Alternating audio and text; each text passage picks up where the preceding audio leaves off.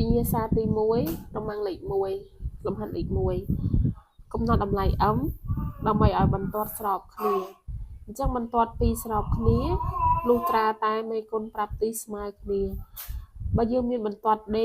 y ស្មើនឹង ax បូក b បន្ទាត់ d' y ស្មើនឹង a' x បូក b' អញ្ចឹងបើសិនជាបន្ទាត់ d ស្របជាមួយបន្ទាត់ d' លុះត្រាតែមេគុណប្រាប់ទីវាស្មើគ្នាលុះត្រាតែ a ស្មើនឹង a' ចឹងមហាលេខ1យើងគេឲ្យយើងកំណត់តម្លៃ m ដើម្បីឲ្យបន្ទាត់ស្របគ្នាចឹងបន្ទាត់ទី1អញ្ចឹងដើម្បីឲ្យបន្ទាត់ y ស្មើនឹង2ដក mx ស្របបន្ទាត់ y ស្មើនឹង 3x បូក 1លុះត្រាតែមេគុណប្រាប់ទិសបន្ទាត់ទាំងពីរស្មើគ្នាអញ្ចឹងមេគុណប្រាប់ទិសបន្ទាត់ទី1គឺ2ដក m ស្មើនឹងមេគុណប្រាប់ទិសបន្ទាត់ទី2គឺ3ជាយើងដោះស្រាយរក m មកដក m ស្មើនឹង3ដក2អញ្ចឹងដក m ស្មើនឹង1ចឹងយើងទីរក m ស្មើនឹងដក1ចឹងចម្លើយគឺអក្សរក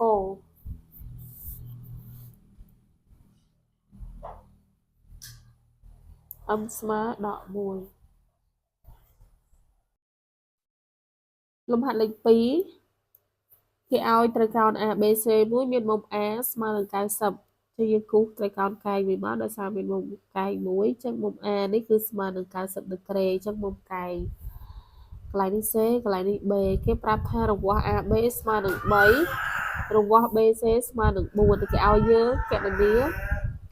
រង្វាស់ AC ស្មើនឹង A ចឹងគេឲ្យយើងគណនា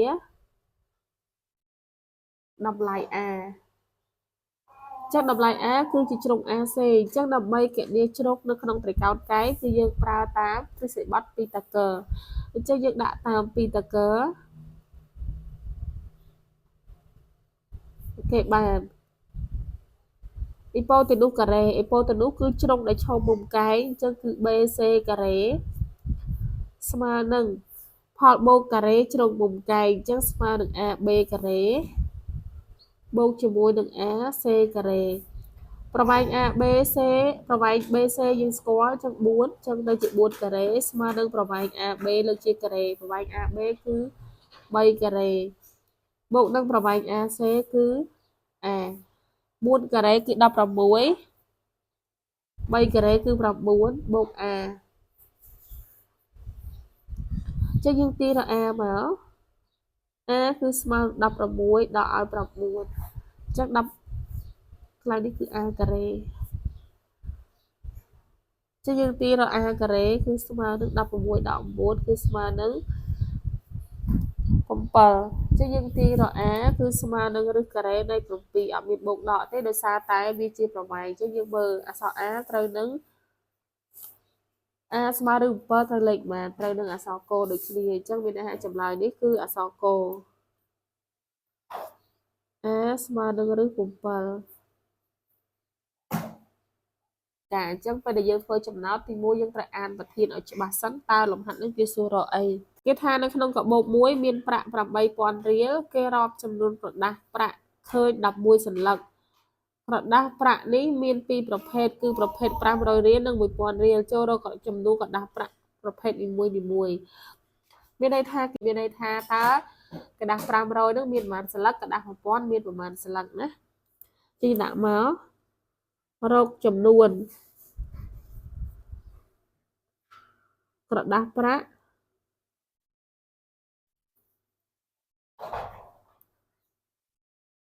ប្រភេទនីមួយ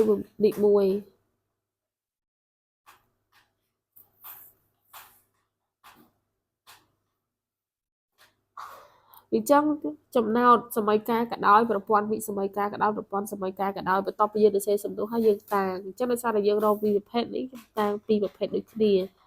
chăng tàng x chia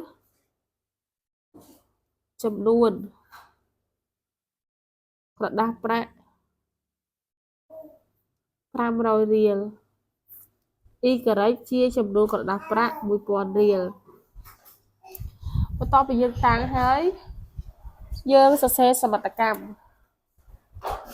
ឥឡូវយើងមើលសមិទ្ធកម្មយើងមានអីគេខ្លះសមិទ្ធកម្មយើងប្រាក់សរុបគឺមានចំនួន 8000 រៀល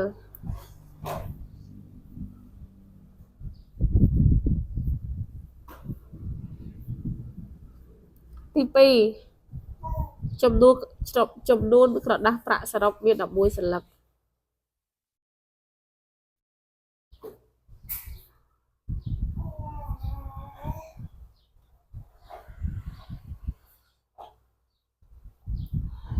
ចឹងបើសិន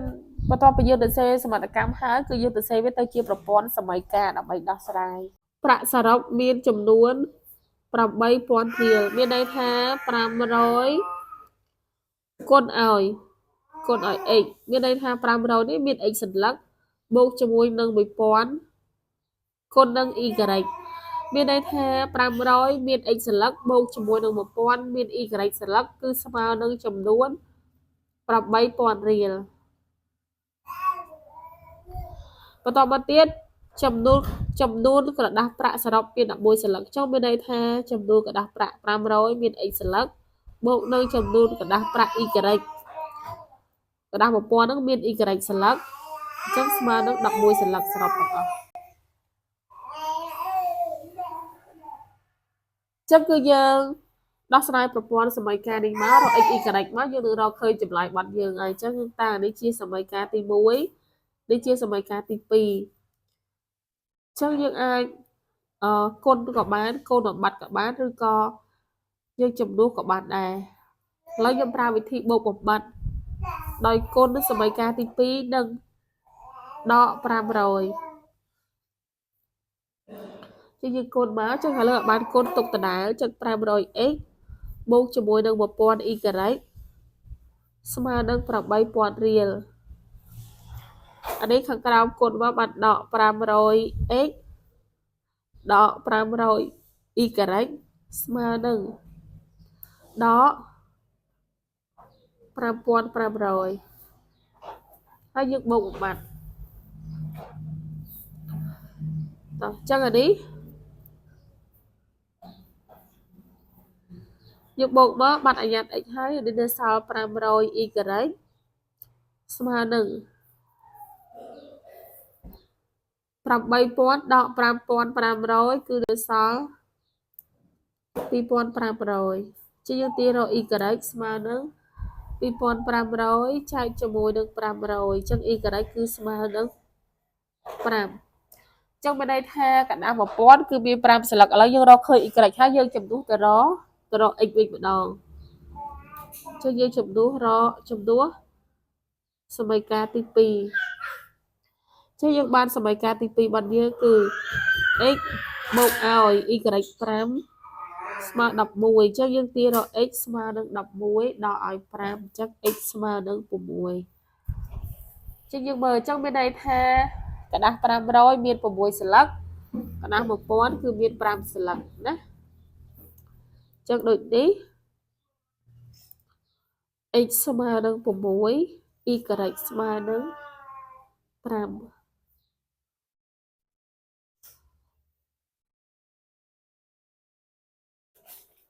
រ៉ូម៉ាំងលេខ3ដោះស្រាយសម័យកាលនិងវិសម័យកាល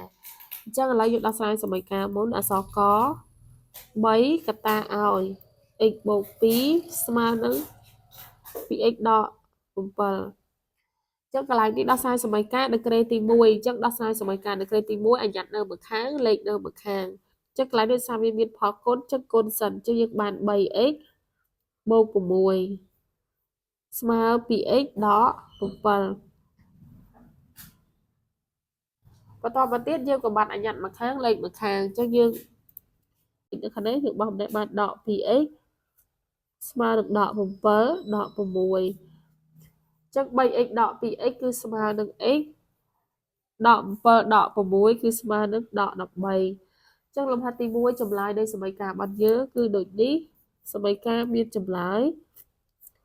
x ស្មើនឹងដក 13 ស្មើ0 ចឹងអានេះគឺជាផលគុណកត្តា2កត្តាហើយខាងស្ដាំវាស្មើ0អញ្ចឹងបើផលគុណ2កត្តាស្មើ0ចេះយើងត្រូវឲ្យកត្តានីមួយៗស្មើ0ទី1ឲ្យ 5x ដក 10 ស្មើ0យើងដោះស្រាយរក x មួយសិនអញ្ចឹង 5x ស្មើនឹង10អញ្ចឹង x ស្មើនឹង10ចែកនឹង5អញ្ចឹងគឺ x ស្មើនឹង2យើងឲ្យកត្តាមួយទៀតស្មើ0ដែរគឺឲ្យ 3x បូក7ស្មើ0ចឹងយើងទីរក x ស្មើនឹងដក7ដូចនេះសមីការយើងមានចម្លើយ2ដូចនេះ x ស្មើ2ឬ x ស្មើនឹងដក7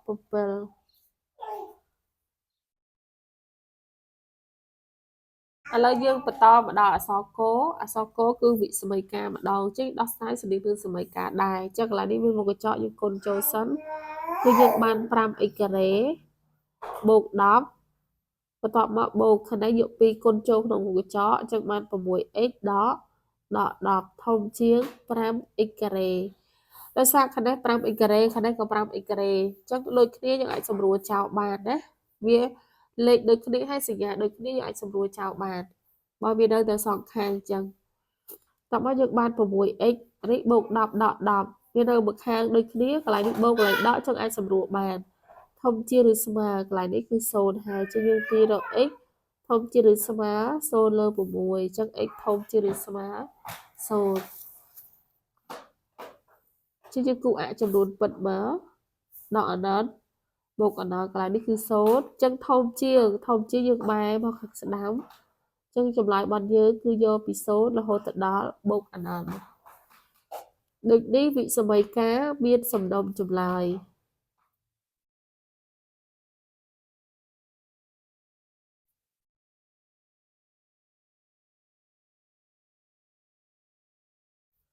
x របស់ពី0រហូតទៅដល់បូកអណន្ត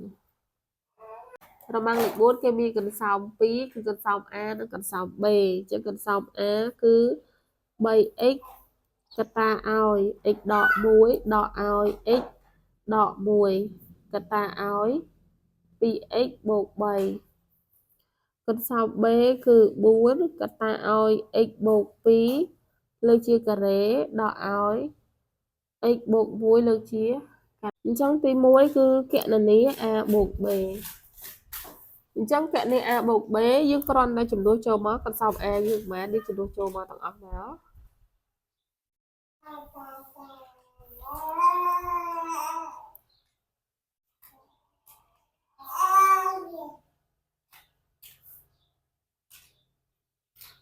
ចឹងនេះកន្សោម a របស់យើងបន្ទាប់មកទៀតបូកកន្សោម b គឺប៉ុណ្ណេះចឹងយើងចំនួននេះចូលមក4គឺកត្តាឲ្យ x បូក2លើជាការ៉េដាក់ឲ្យ x បូក1លើជាការ៉េបន្ទាប់មកយើងពលិតកសោមកទាំងអស់ហើយយើងបូកដកធម្មតាចឹងដល់យើងពលិតមកយើងបាន 3x ការ៉េដក 3x កន្លែងយើងពលិតដូចគ្នាប៉ុន្តែដោយសារតែមានសញ្ញាដកនៅខាងក្រៅជាយើងប្រើមុខកញ្ចក់សិនចឹងឡើយយើងគុណមក x គុណនឹង 2x គឺយើងបាន 2x ការ៉េ x គុណនឹងបូក3គឺយើងបានបូក 3x ដក1គុណនឹង 2x ចឹងយើងបានដក 2x ដក1គុណនឹងបូក3គឺយើងបានដក3បូក4នេះយើងដាក់ខាងក្រៅសិនខាងក្នុងនេះយើងពលិតតាមរូបមន្ត a បូក b លើជាការ៉េអញ្ចឹង a បូក b លើជាការ៉េគឺស្មើនឹង a ការ៉េបូក 2ab បូកនឹង b ការ៉េតែអញ្ចឹងយើងពលិតមកយើងបាន x ការ៉េបូក 4x បូក4ដកកន្លែងនេះគឺយើងបាន x ការ៉េ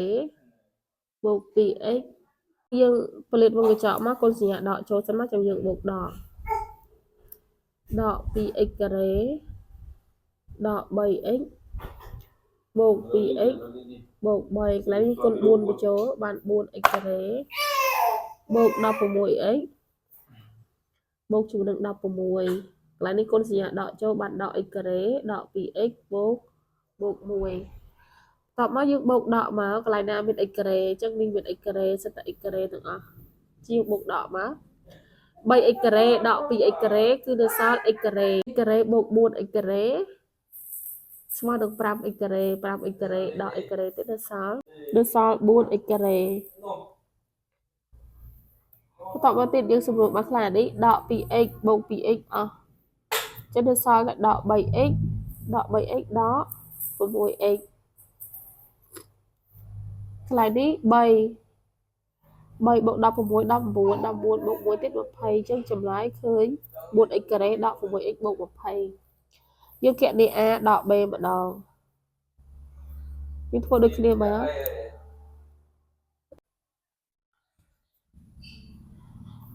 3x កតាឲ្យ x ដក 1 ដក x ដក 1 កតាឲ្យ 2x បូក 3 ដកអានេះយើងប្រើគ្នាបាទដោយសារតែវាមានសញ្ញាដកចឹងយើងប្រើគ្នាផ្សិត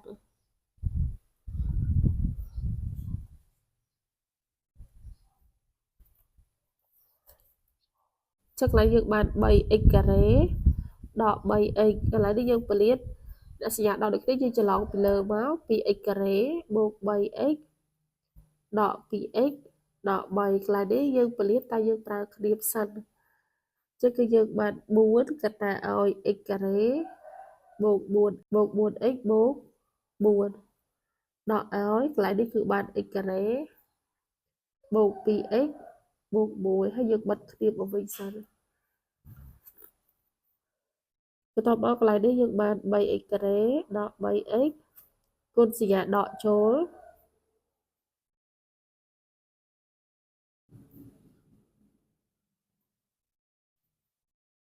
អានេះគុណអានេះចូលសិនតា 4x ការ៉េបូក 16x បូក 16 ដក x ការ៉េដក 2x ដក 1លើយើងស៊ីសងអានេះសិនតាអានេះបាន x ការ៉េដក 3x ដក 3x ដក 6x ដក 6x បូក 2x បានដក 4x បូក 3 ហើយគុណសញ្ញាដកចូលចឹងដូរសញ្ញាទាំងអស់នៅក្នុងមុខកញ្ចក់នឹងតបមកទៀតបូកដក x ការ៉េមកចឹងកន្លែងនេះ x ការ៉េបូក x ការ៉េ 2x ការ៉េ 2x ការ៉េដក 4x ការ៉េចឹងគឺនៅសល់ដក 2x ការ៉េ 4x ដក 16x ដក 20x ដក 20x បូក 2x គឺនៅសល់ដក 18x 3ដក 16នៅសល់ដក 13ដក 13បូក 1ទៀតសល់ដក 12អញ្ចឹងនេះគឺជាចម្លើយ a ដក b ដូចនេះ a បូក b ស្មើនឹង 4x ការ៉េដក 6x បូក 20 a ដក b គឺស្មើនឹងដក 2x ការ៉េដក 18x ដក 12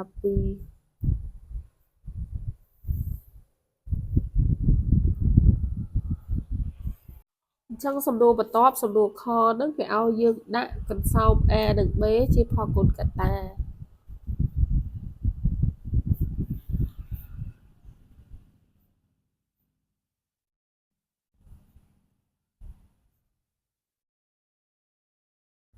ឲ្យ x ដក 1 កតា 2x បូក 3 អញ្ចឹងកន្លែងនេះលំហាត់នេះបើយើងចង់ដាក់ជាផលគុណកតាយើងអាចដាក់ជាកតារួមដោយសារកន្លែងនេះមាន x ដក 1 កន្លែងនេះក៏មាន x ដក 1 អញ្ចឹងយើងចាប់ x ដក 1 ជាកតារួមគុណជាមួយកតានៅសល់កន្លែងនេះចាប់ x ដក 1 ហើយគឺនៅសល់ 3x ដកអញ្ចឹងកន្លែងនេះចាប់ 3x ដក 1 ចាប់ x ដក 1 ហើយនៅសល់ 2x បូក 3 អញ្ចឹងបើនេះបានដក 2x តែដោយសារមានសញ្ញាដកចឹងត្រូវគុណចូលអញ្ចឹង 2x ដក 3ចឹងយើងបានផលគុណកតាគឺ x ដក 1 កតាឲ្យ x ដក 3 បន្ទាប់មកយើងមើលកន្សោម B ម្ដងកន្សោម B គឺ 4 កតាឲ្យ x បូក 2 លើកជាការ៉េដាក់ឲ្យ x បូក 1 លើកជាការ៉េជាកន្សោម B នេះយើងអាចប្រើរូបមន្ត a ការ៉េដក b ការ៉េ a ការ៉េដក b ការ៉េគឺស្មើនឹង a ដក b កតាឲ្យ a បូក b 4នេះយើងអាចសរសេរទៅជា2 ចឹង 2 កតាឲ្យ x បូក 2 ទាំងអស់នេះលើកជាការ៉េហើយបាត់ដកតួ b ចឹងគឺដកអានេះ x ដកx បូក 1 លើកជាការ៉េបន្ទាប់មកយើងចាត់ទុកថាកន្លែងនេះគឺ a កន្លែងនេះគឺ b ចឹងយើងបាន a ដក b មានន័យថាគឺយើងបាន2កតា x បូក 2 នេះតួ a ដកឲ្យតួ b ដកឲ្យតួ b គឺ x បូក 1បន្ទាប់មកមួយកតាទៀតគឺ a បូក b ម្ដងចឹងយើងសរសេរដដែល2កតាឲ្យ x បូក 2 បូកម្ដងបូកឲ្យ x បូក 1ចឹងអានេះគឺ a ដក b កន្លែងនេះគឺ a បូក b តោះមកយើងគ្រាន់តែបូកដកលេខតិចមកតិចបាន 2x បូក 4 ដក x ដក 1ខាងនេះបាន 2x បូក 4 បូក x បូក 1ចឹងយើងកូននេះបញ្ចូលគឺយើងបានសំទោសយើងបូកដកមក 2x ដក x គឺនៅសល់ x 4ដក 1នៅសល់បូក 3កតាឲ្យកន្លែងនេះ 2x បូក x គឺស្មើនឹង 3x 4បូក 1 គឺស្មើនឹង 5ចឹងដូចនេះចម្លើយបាត់យើង a គឺ x ដក 1 b គឺ x ដក 3ចឹងដូចនេះចម្លើយ a x ដក 1 កតា x ដក 3ចម្លើយ b គឺ x បូក 3 កតាឲ្យ 3x បូក 5